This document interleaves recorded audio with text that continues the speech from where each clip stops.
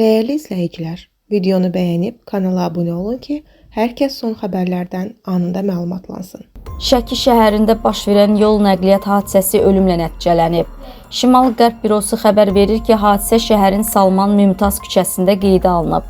1996-cı il təvəllüdlü Şamil Musayevin idarə etdiyi Mercedes markalı minik avtomobili ilə Mercedes Altego markalı yük avtomobili toqquşub. Qəza nəticəsində minik avtomobilində olan sərnişin 1999-cu il təvəllüdlü Aygün Mustafayeva aldığı ağır xəsarətlərdən hadisə yerində həyatını itirib. Onun meyiti avtomobildə sıxılmış vəziyyətdə qalıb və xilasedicilər tərəfindən çıxarılaraq aidiyyatı üzrə təhvil verilib. Hadisə zamanı avtomobilin sürücüsü Şamil Musayev də ağır xəsarətlər alıb. O, Şəki rayon mərkəzi xəstəxanasının reanimasiya şöbəsinə yerləşdirilib. Vəziyyəti ağırdır. Faktla bağlı araşdırma aparılır.